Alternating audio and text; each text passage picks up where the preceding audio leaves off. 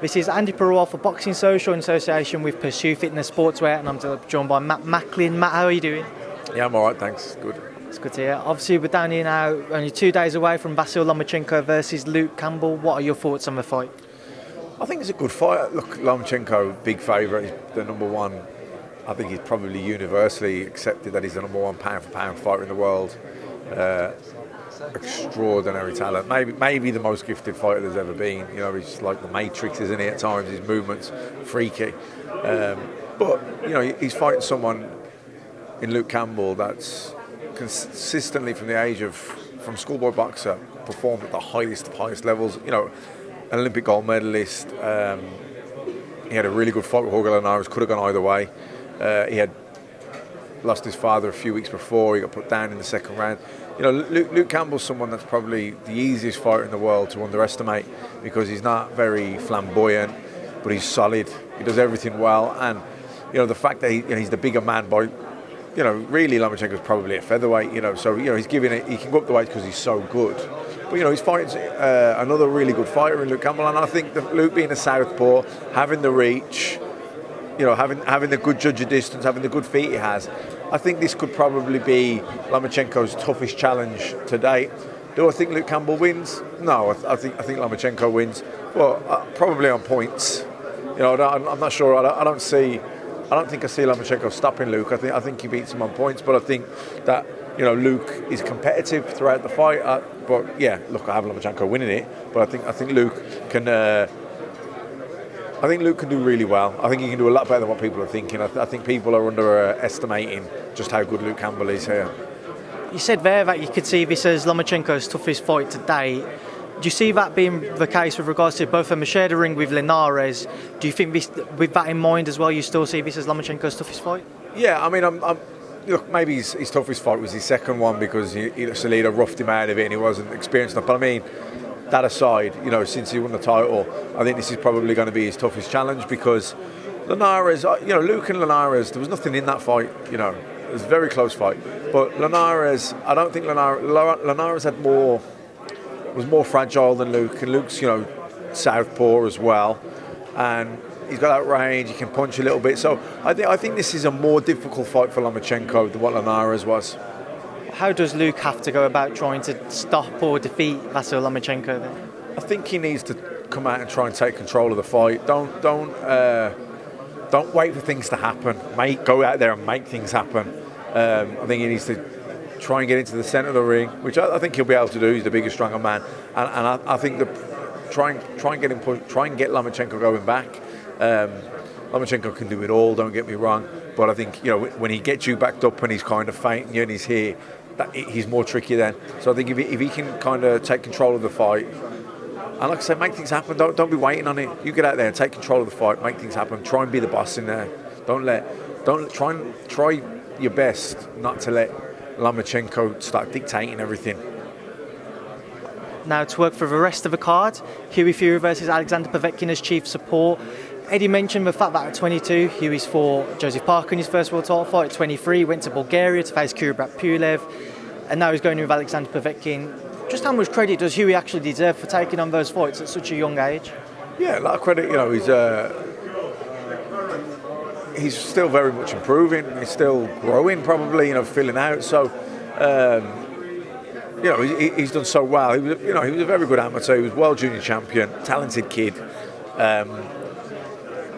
I think the experience that he'll have gained from both of those fights, Purewal and Parker, will hold him in good stead for this fight. Now, Povetkin, very dangerous, you know, really good at closing the distance, great left hooker, can punch obviously, but I think, you know, the timing of the fight is good for Hughie Fury, but I think he's got great movement. Hughie Fury has, you know, very lots of lateral movement, very good.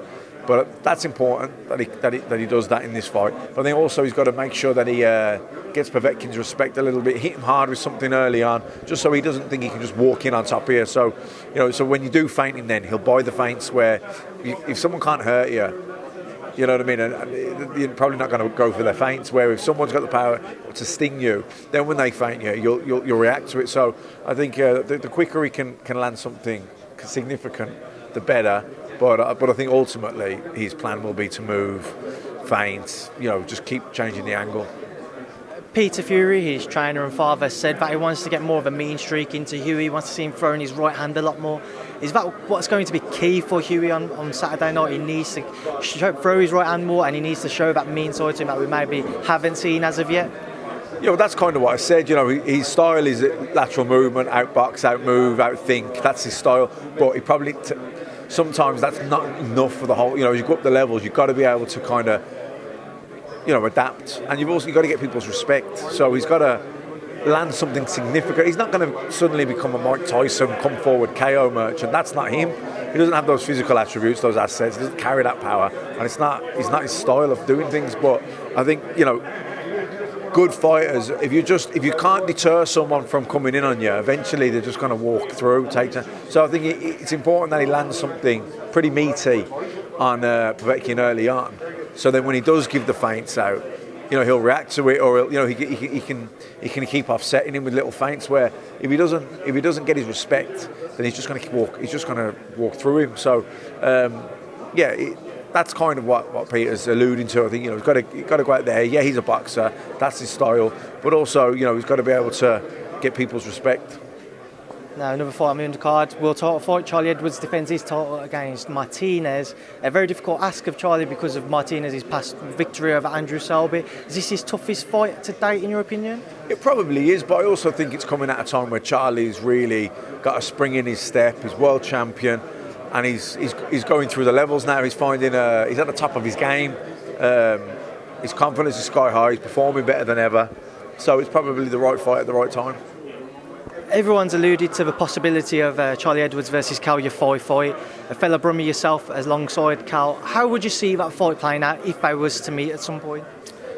I think it's a great fight now. I think it was a couple of, when they were first talking about it, Cal would have been way too accomplished and too strong, I think, for him. But Charlie's gone up a few levels. I think, I think Cal's crying out for a big fight as well. I think Cal, at times there, Cal looks like he's kind of plateaued or gone a bit stale. But I think it's just that. I think it's just that he's gone stale. I don't think that he's past it or anything like that. I just think he needs a big fight. He's crying out for a big fight.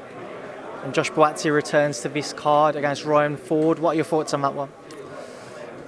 I'd like to see Buatsi fight someone a bit better, but it's not easy to get people to fight him because they're overpricing him. They're pricing themselves out of fights with him. So I think it's great that he's on the card. It's great that he gets to enhance his reputation again. It's another fight which will help him develop. Hopefully Ford, can ask a few questions of him and give him a few problems that he needs to work out, which will help in his development. But I don't see him having too many problems. I think that Yarde-Buatsi will deal with him.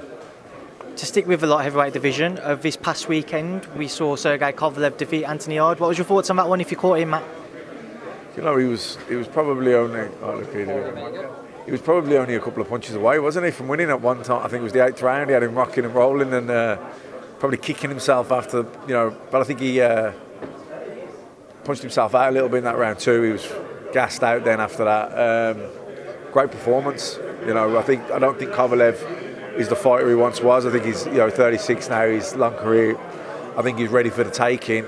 That said, I don't want to take anything away from Yarde because from the level he'd been at to step up that many levels and to put on the performance he did, hats off to him. He did brilliant, and I'm sure he will come back a much better fighter now because of that fight. Tunde Ajayi, his trainers, coming for some criticism on the back of that fight. Do you think that was fair or unwarranted?